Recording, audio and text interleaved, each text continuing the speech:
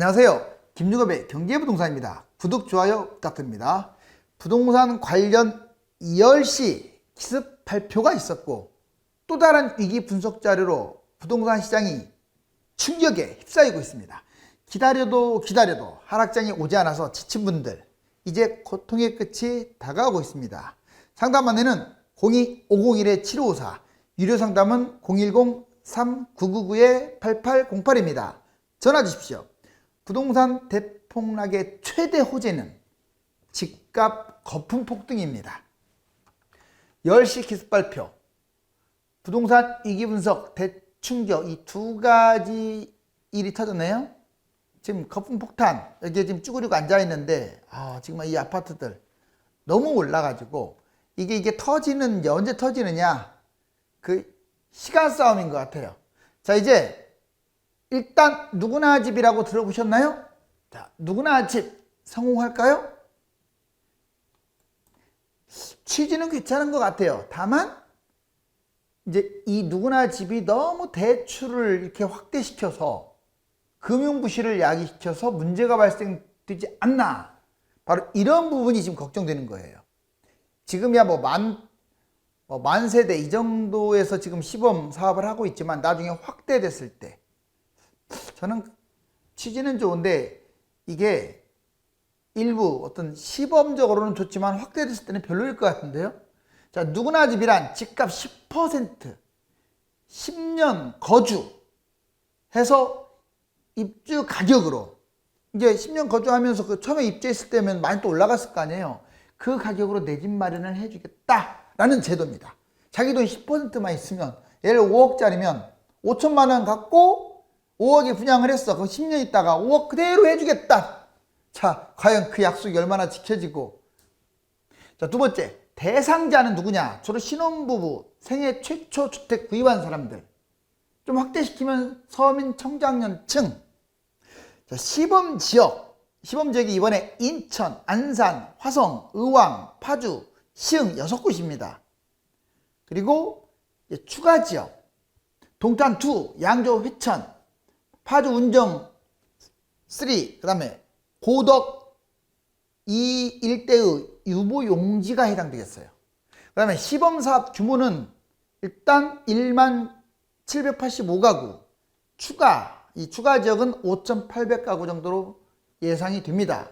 분양 시기는 시범사업 단지는 2022년 아마 초 정도, 그리고 추가 지역은 2022년 중기나 말 정도로 예측을 합니다.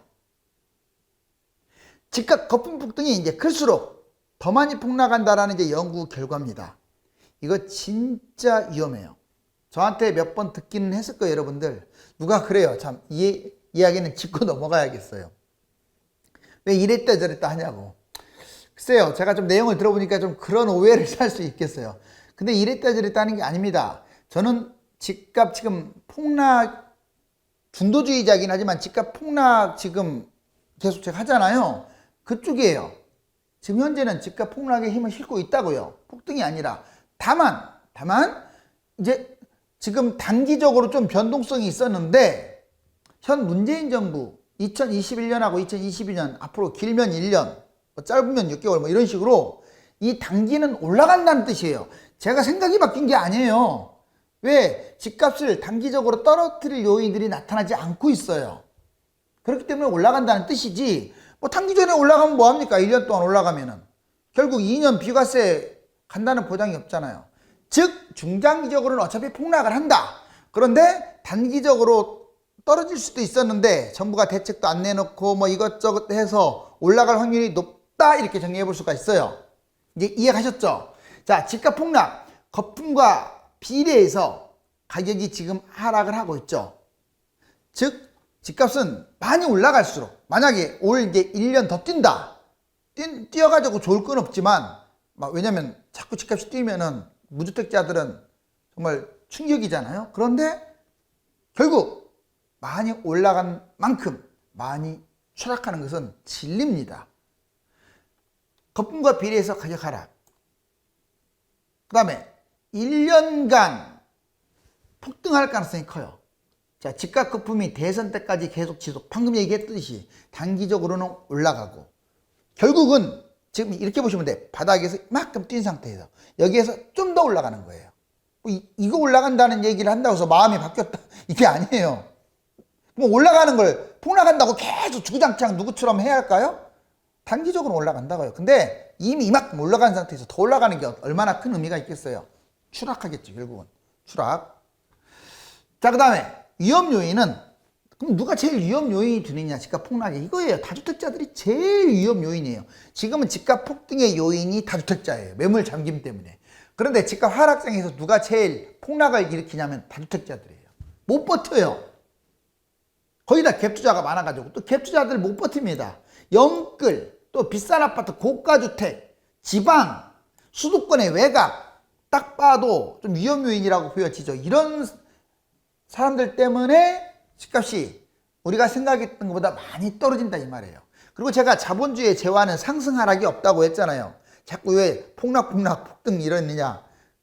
실제로 폭락 폭등이 맞아요. 더블 이상이 왔다 갔다 하니까.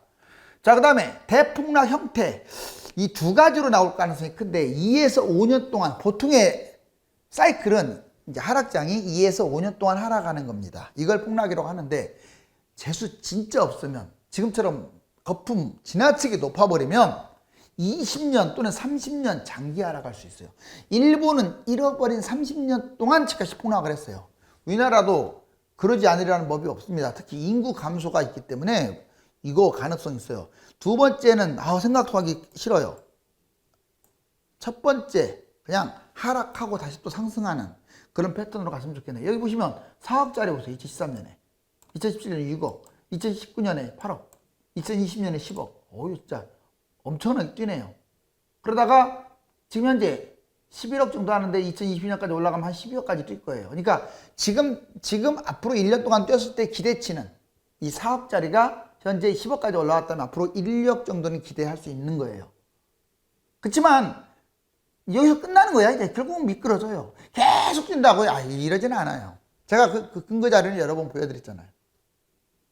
물량 폭탄과 공급 과잉으로 역대급 폭락 온다. 이게 이제 지금 제가 계속 이것만큼 과학적이고 합리적인 게 없거든요.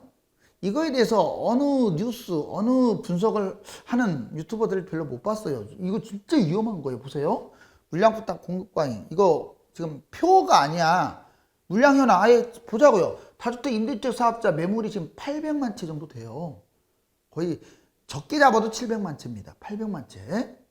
그러면 합쳐가지고 이 매물은 자기가 갖고 있는 하나를 뺀 나머지가 거의 700만 채 가까이 될 텐데 그 매물은 잉여 매물이야.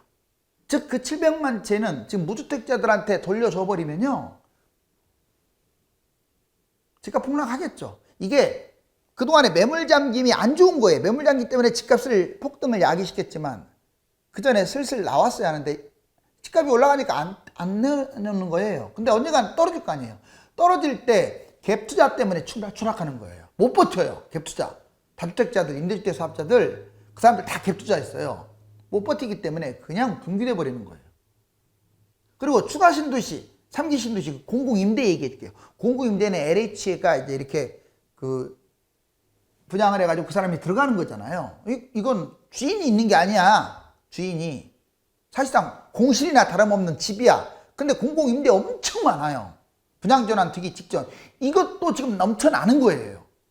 그러면 이것까지 포함시킨다면 아무튼 3기 추가 신도시도 많은데 200만 채. 합쳐서 얼마가 돼요? 총 1천만 채예요. 이해 가셨죠?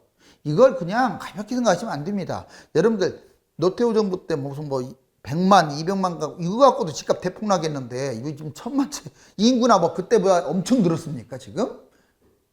자, 위험한 주택이 그럼 뭐냐? 지역적으로 지방 진짜 위험해요. 지방은 3억짜리가 위험하다는 게 아니에요. 10억, 20억, 30억. 자, 과연 어디까지 떨어질지 보자고요. 수도권은 대부분 위험해요. 지방은 아마 전체적으로 위험할 것 같고 수도권은 대부분 위험하다. 자, 그 다음에 유형은 비아파트 전체. 비아파트 이제 남아도는데 무슨 빌라를 살고 그러겠어요 사람들이. 그리고 아파트도 약 70%는 위험합니다. 왜? 집이 남아 돌아가요. 자, 기타 외곽 지역, 서울이든 지방이든 경기도든 외곽이 좋을 리가 없죠. 그리고 비싼 아파트는 그만큼 폭락을 하니까 위험하고요. 구축, 신축보다는 구축이 더 위험하겠죠. 누가 구축 살려고 하겠어요? 신축 살지. 또 아파트 아닌 것들 위험하죠. 자, 진행 과정 보자고요. 부동산 폭락 시에 일단 다주택 임대책 사업이 이 사람들 매물이 막 나올 거예요. 근데 하락장으로 접어들면 사람들 매물 안 사요. 참 이상하죠. 처음에 조금 빠질 때는 급매라고 생각해서 잡는데 계속 빠져. 그 다음부터는 거래량이 완전 절벽돼 버려요. 그렇다가 10억짜리가 2년 동안 거래 안 되다가 거래 딱 됐는데 한 2, 3년 후에 딱 거래됐는데 10억이 7억, 6억 이렇게 떨어져요. 실제 이런 사례 많습니다. 이 과거 시세 분석하다 보면. 유형, 비아파트 자, 그 다음에 3기 추가 신도시, 공급 물량, 동시 폭탄 터질 수가 있어요. 이런 매물들이 그냥 한꺼번에 쏟아진다 이거예요. 2, 3년 동안에. 인구도 급감하네요. 도와주지도 않네요. 인구라도 늘어나면 뭐 그렇죠. 1인 가구, 가구수 증가하니까 괜찮다고요. 1인 가구가 늘어나고 있어요. 1인 가구는 아시다시피 원룸 살거나 오피스텔 살거나 특히 노인 젊은 층들이 많아요. 빈 집은 엄청나게 증가하겠죠. 이게 딱 일본장 나고 있어요 지금. 그 다음에 부동산 양극화란 말 들어봤죠. 엄밀하게 말하면 이제 다극화가 맞는데 그럼 복잡하니까 이제 양극화로 한번 정리해 보자고요. 자, 여기 빨간색 서울, 비서울. 앞으로 서울은 이제 하락장은 서울도 똑같이 떨어져요. 똑같이 떨어졌다가 회복할 때 서울과 비서울로 완전 구분될 거예요. 서울은 땅도 좁고 다 누구나 눈독 들이는 곳이라서 희소성 때문에 계속 이제 떨어졌다가 신고가 찍고 올라갈 거예요. 근데 비서울은 안 그래요. 집이 넘쳐나가지고 거래도 안 되고 인구는 줄고.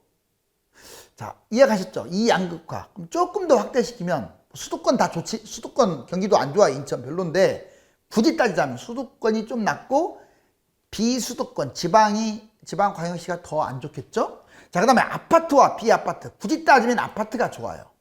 비아파트 누가 살려고 하겠어요? 아파트도 남아도는데. 자, 그 다음에 신축과 구축. 헝거 누가 살려고 해요? 물론 입지가 좋은 곳은 구축도 좋죠. 그렇지만 이제 똑같은 입지에서 당연히 신축 살려고 하겠죠.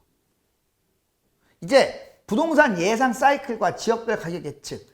이건 2013년에 바닥 찍고 이제 올라가고 있는데 지금 제가 2021년, 22년은 원래 21년에 변곡점이 올 것이라고 조금은 기대했지만 이제는 이미 글렀어요. 여름 폭등장입니다. 자, 이렇게 올라가요. 그래봤자 이 네모박스 이거 그래봤자 여기잖아요. 결국은 2025년까지 추락할 거예요. 이건 거의 유력해 보이는데요. 이게 2024년, 5년까지 올라갈 가능성은 없어요. 자, 내려오면 뭐 그 다음에 또 올라갈 거 아닙니까? 그러면 이제 세 가지 형태로 가요. 이 떨어진 다음에 아마 제가 보기에는 이 떨어질 때 서울도 떨어지고 경기도 떨어지고 지방도 떨어질 것 같아. 옛날에는 지방과 수도권이 반대로 움직였지만 지금은 같이 가요. 규제를 같이 받아서.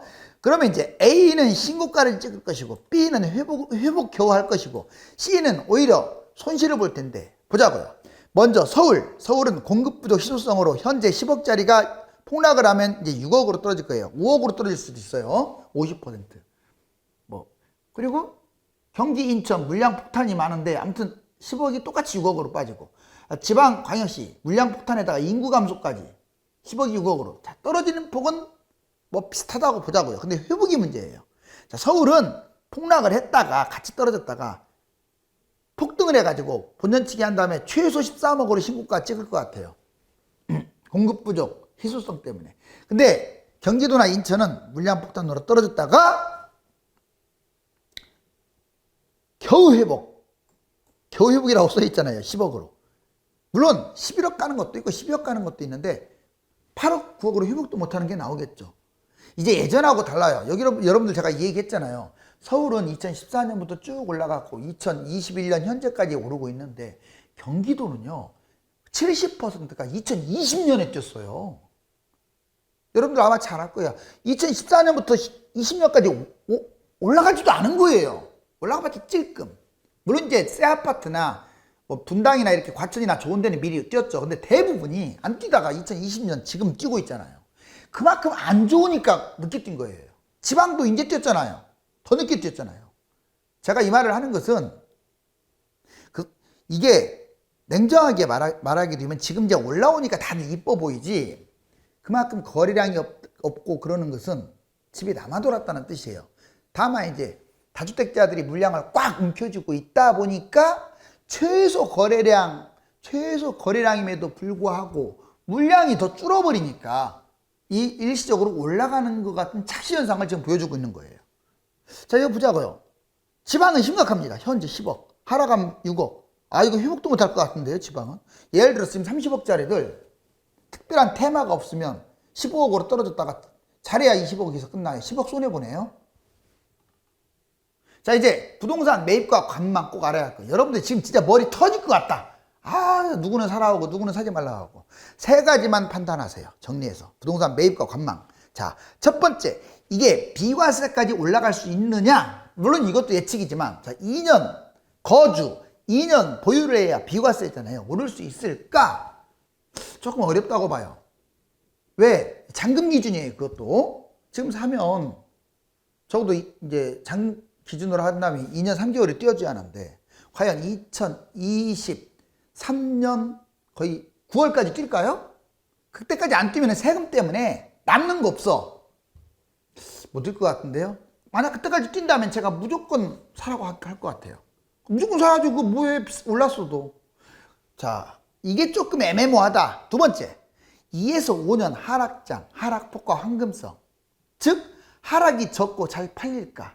내가 지금 살 때 이게 하락장에 손해봐도 괜찮은데 갈아타기라도 될까?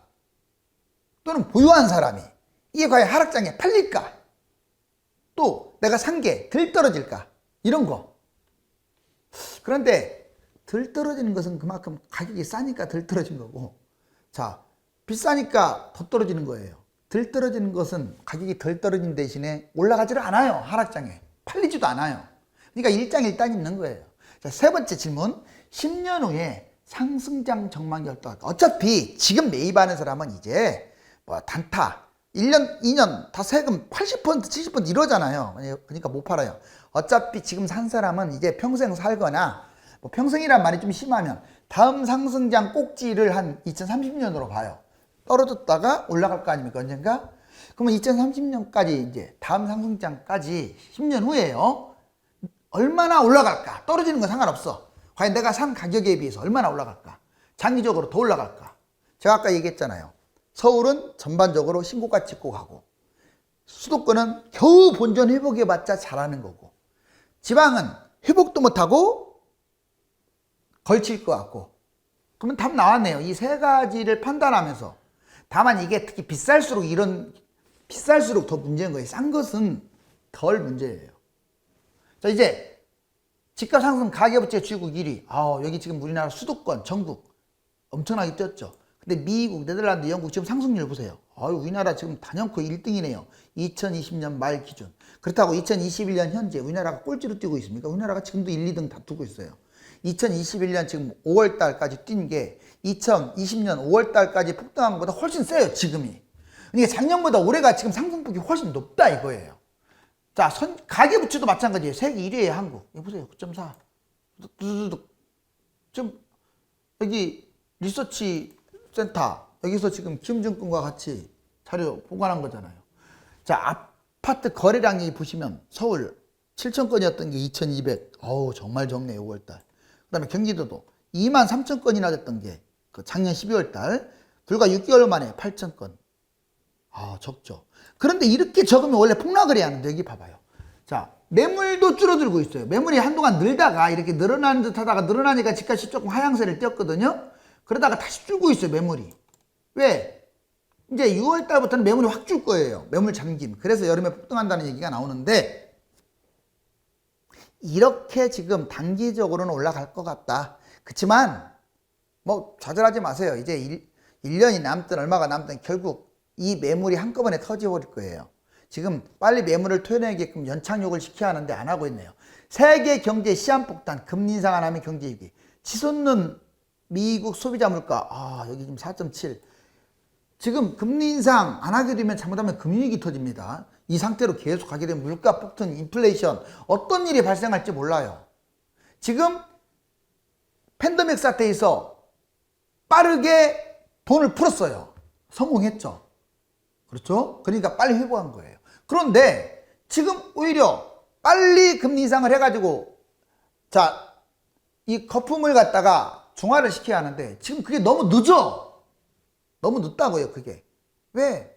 막 주가 갖고 있는 사람들이 다 부자들이다 보니까 그 사람들 압력에 지금 휘둘리는 거예요. 여기 보시면 물가 상승률 보세요. 엄청나게 뛰었네요. 이러니 금리 인상 당장 진행하게 되면 어떤 일이 벌어질까? 자, 해마다 보유세 급등, 다주택자 못 버팁니다. 여기 보시면 뭐 8억짜리 기준으로 77만인데 94만. 그리고 15억짜리 기준으로 이거 1주택입니다. 16억짜리 기준으로 자 200만대인데 381만. 엄청나게 올라가죠. 근데 이게 해마다 올라가요.